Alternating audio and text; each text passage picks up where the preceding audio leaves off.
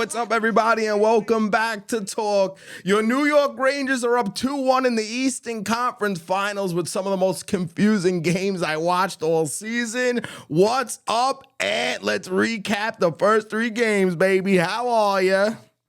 Talk about highway robbery, huh, Charles? Holy shit, man. Igor, give him his flowers. Give him everything because that was a king performance when we needed it, man. Yeah, man. I mean, I was just like I said, I was watching they give out the Broadway hat after every game, and I think they just put out the clip, and they've been winning these crazy games, so it's always going to the guy who scores the winning goal. But like every single night, Igor is just locked in. He's that guy every night that's showing up, whether who's having a bad game. You can always count on Igor, and Jesus, what a robbery. What a game it was, man. We got completely outplayed. Felt like we were on our heels. We were on our heels the entire game. And he was just there to make every stop. We got a few goals, a couple quick goals there in that game. Then we went lull again, right? And then all of a sudden we find ourselves in another overtime game. And you're not denying the New York Rangers in the overtime right now. That you're not. Crazy.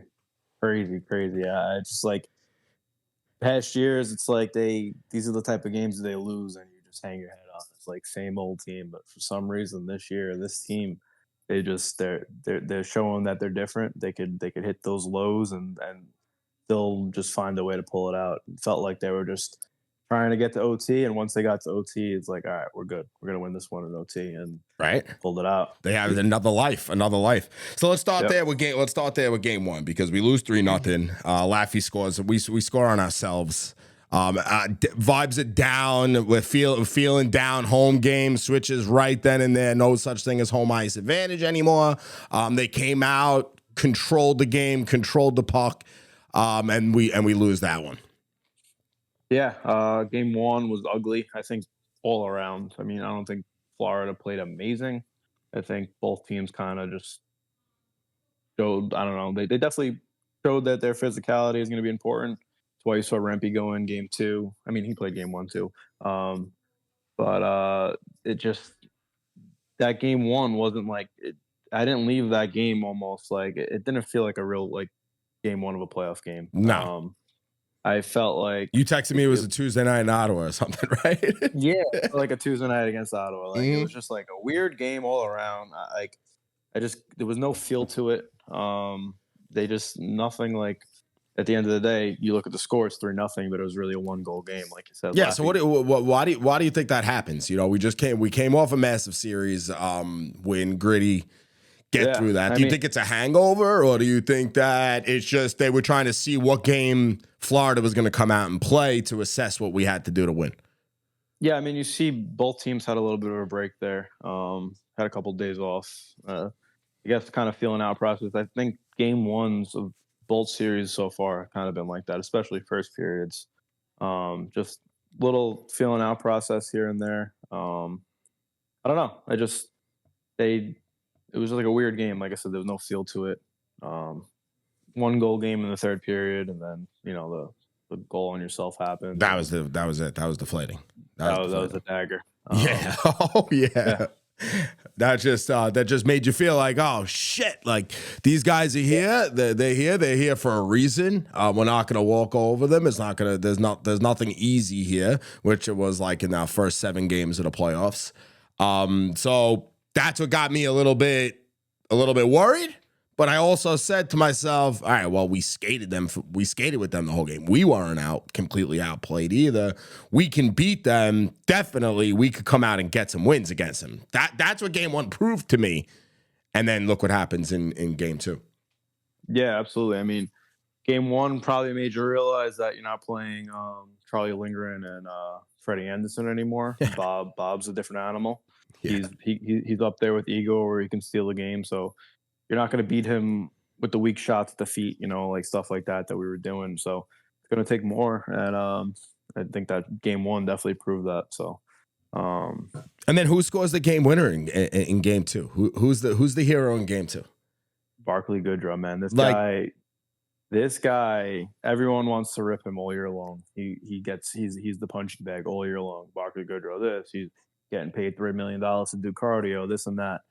they signed this guy for these type of moments. He's a May and June player, and he's just showing up. Even game 3, he scored what, I think 6 goals now in the playoffs, 4 goals all year. I mean, he's just a gamer. He came to play. And Drury gets the flowers, and our Yeah. coach gets the flowers.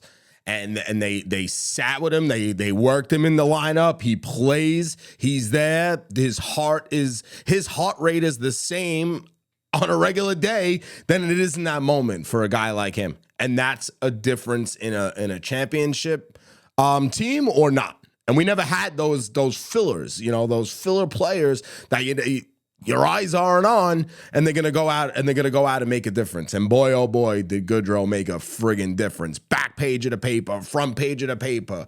Goodrow, he shut up his haters. He did what he had to do, and he's gonna continue to do it. I have big confidence in that guy. Just the way he just goes about his business. That's really it, dude. It's Yeah, the guy's a gamer.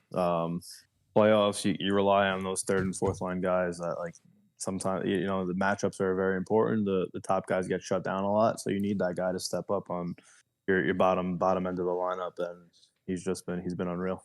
And he made it happen in the biggest moment of his life, the biggest moment of his life to date. That's it. That's the moment right there. You're about to go down 2-0 and go on the road. That's a nightmare. That's a nightmare situation all around. Yep, and he's done it before. He's done it with Tampa. There you go. Give us that stuff. Give us that stuff, because that's the stuff I don't know. Yeah, he had a big goal with the Sharks in the playoffs a couple years ago. OT winner. He's been there with Tampa. He was one of those guys that Tampa. They had those great teams, but you need those bottom 6 guys that can get you there. Yeah. Did he play with Laviolette? Did he play with Laviolette before? No, he has not. But Okay. there's, I was about to say, there's guys that get you there, and there's guys that get you through. And he's one of those guys that are going to get you through. And then let's just move right into the friggin' game of the week, bro. The game of the week, a game that I play on NHL all the time. That's a game I play on NHL all the time, and I'm the Panthers. All the time. I dominate the game, have the control of the puck. I can't finish, and then all of a sudden, sure as shit, I'm there as a loser at the end of the game. And I always say this will never happen in real life. I'm always joking about it. And there you are in that game, sitting there Sunday night, Memorial Day weekend, Eastern Conference Finals, and you're watching the game, and they're just controlling everything, and then boom, the Rangers keep you in it. Boom, the Rangers keep you in it. You're like, holy shit, now you got a lead going into the third. I'm like, all right, this isn't the final score. This is not the final score of the game. We all knew that. Yeah. It's just what was going to happen then. Why would 4-2 be easy, huh? Going to the third? Yeah. Yeah, I mean, Florida gets that early goal, 1-0. Rangers come back, like you said. Yeah. 1-1. Score a quick one right after it, 2-1. They make it 2-2. It's one of it's one of those games that's going to be like.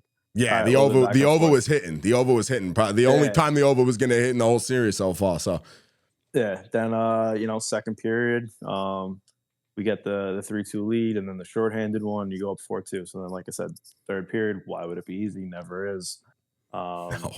You knew once they scored the third one to make it 4-3, you knew they were tying it. And then you're lifeless. And then they tie it. You're lifeless. The building's back into it. Yeah. Like I said, it looked like they were just fighting to get the OT, get that extra life, like you said. Just got there. They got there. Yeah. And then, just throw pucks on net, and like I said, good things happen. Good things happen. And then, there's other things that happened in that whole game that all really kept us in it, kept us with our minds right. And that was a big timeout by our coach. A big timeout by our coach. When in hockey, you don't really see too many good things coming after timeouts, right? You usually see an open netter or whatever, the game's over after a timeout like that. You've seen a timeout in a critical situation, and it worked. Yeah, a lot of times you'll see a timeout. You go down 3-0, try to start the, calm the crowd down, calm your guys down. What does he say? What does he say to them in that moment? It's probably just like, I don't know, just you guys are good, lock in, this is our game. Do you think he says, let's get to overtime? Try to get these guys just back in the mindset of, hey, like next shift, next period, don't think of what happened. Don't get too far ahead of yourselves. Kind of just keep the game as next shift at a time, And I think he went in there and he said, hey, guys, listen. He said, We got Igor. Let's just get to OT. Yep. Take the punches, hold the puck on the board, get to OT, and then things are going to happen. Yeah. I don't know. Maybe he's like, "Hey, we got this wall behind us. Let's just get there." Dude, the Rangers are 4-0 in OT games. Like, where is the success? Like, why are we succeeding in these OT games and the other teams aren't when they're dominating us? Yeah, I don't have an answer, and I'm not gonna try to find one. Just keep doing it. Just keep out there, keep pressing. I've been through this so many years where they've always lost in overtime. They would squeak out one here and there, but like now it's like you're getting these crazy wins, these emotional wins after, and it's like kind of why people are calling this team a team of destiny.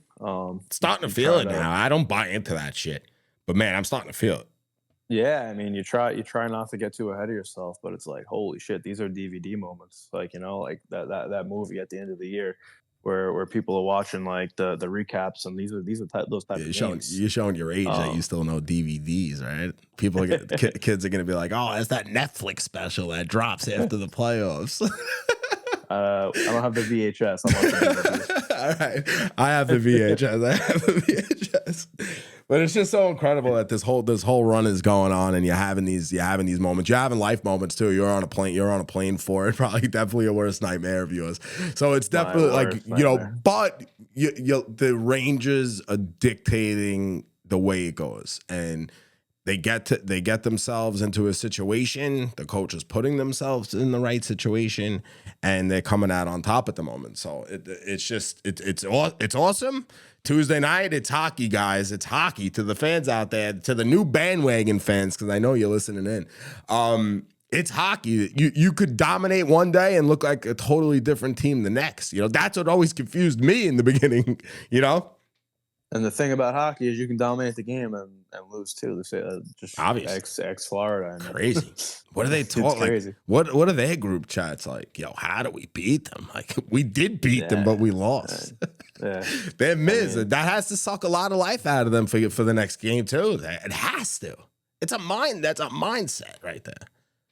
Yeah, absolutely. I mean, you try, like you lose game one at home, and in your mindset, I think you have to go into Florida saying, "Hey, let's take one here and get home ice back."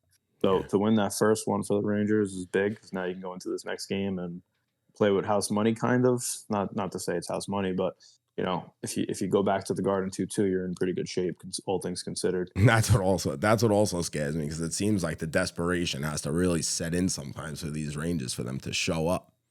Yeah, absolutely. Hence the 4 overtime winners. And who scored the and who scored the game winner for game 3? Like, we have to give this mother effer his flowers for sure. Alex Wennberg. Now, he played with Laviolette. Laviolette. What up? Jeez, I'm botching his name, but he played with him, right? One of these guys did. I thought I heard that. Gustafson played with Laviolette. I don't think Wennberg ever has. I think Wennberg was on Seattle. I forget who was on before that. But yeah, I mean, just a guy that, like, game 2, he got lit up bad, and after he gets lit up, I'm sitting there and I'm like, this guy's concussed. Like, he was making a couple of mistakes, and just finds himself in front of the net. No one around. Hell of a tip. No one around him. Just however it goes in, they don't ask how. Just nasty, right? Yeah. Totally nasty. It's impressive. It really is impressive. And our first round draft pick was the best player besides Igor on the ice. Yeah, I mean, we've been waiting for that. He's been stepping up. I mean, even Carolina series, he had a big game at one point. He's been putting up numbers. He's been showing up every night, even if he doesn't get on the score sheet. He's been playing well. And when he gets on the score sheet, it's a top 10 moment. Yeah, and it's almost like it's contagious. Once he gets one, he's like almost going to get another, or at least make another highlight reel type of play, or almost score or assist or something like that. It's once he feels that success, that goal or that point or something, or you just see he starts to feel it. So that was just a big moment for the kid, a big goal for the kid. Like, if that doesn't make you just go wild, like after he scored that goal, like throw my hands up in the air, like that is that dude out there. Like, holy shit, like just put the puck in the net because he wanted to, right? Yeah, two highlight reel goals. I mean, just like one of those moments where you're like, wow, this kid's here to play now. You know, like maybe that's his moment where he's like, Is it 3-on? Was it 3-on-1? now. It was 2-on-1 for sure, but it was almost like a 3-on-1 in that situation. He cuts them all up and the goalie. Yep. Actually, I'm watching the NHL Network right now. They just showed the highlight of it. Mm-hmm. Hell of a move. Someone's got to step up because, top guys really haven't done much. So Our special teams, what is that? 0 for 8 on the power play. I think Fox, Kreider, Zibby, and Nappy Aaron combined for like 2 points. And that becomes contagious. Once you start winning, yeah. And you win it when you're winning the series 2-1 with those numbers, you got to be grateful. You got to hope that those tides are going to turn in the back end of the series now. So hopefully those numbers are behind us and we can keep it going. Yeah. So what do you see here for tomorrow night? Well, tonight if you listen to this now. Yeah, so I'm sure this will drop tomorrow. It's gonna be a tough one. Florida is gonna give you the best punch. They're gonna be desperate. I think the first 10 minutes of the road game, always you got to weather that storm. Igor is gonna be Igor.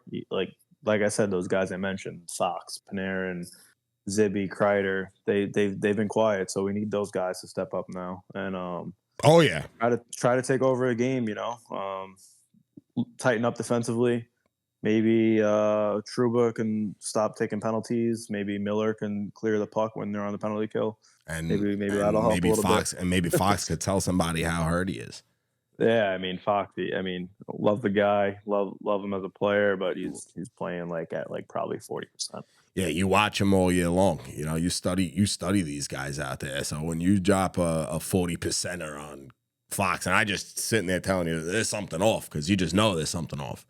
And yeah, he's been you can see the way he's skating. He's laboring all the time. He can't even get the puck Fox, out of the net. Yeah, Fox at 40% is better than most people, but still. Yeah, seriously. So I want to see Zibanejad. I want to see Trocheck has been sick too. The kid's been playing great, man.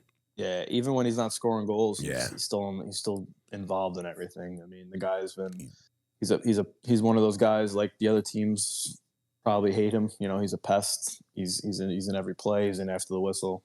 He's involved in everything, and he's just been unbelievable signing, and he's been stepping up like crazy. Yeah, if this game goes into OT, bet it live. Bet it live. If it goes into OT, bet it live because when we might be minus 200, right? For real, 90. What was it like? 94 to 35 shot attempts, something like that, or I might even be off on that. Yeah, it might have been in the hundreds. I don't even know. Crazy. Igor is my king. Crazy man. For sure. Igor is my king. Let's get after it. I'll see you after the series is over, brother. Yep. Sounds good, bro. Well, let's do it. Let's go Rangers, baby. All right. Let's go Rangers. See ya. Peace.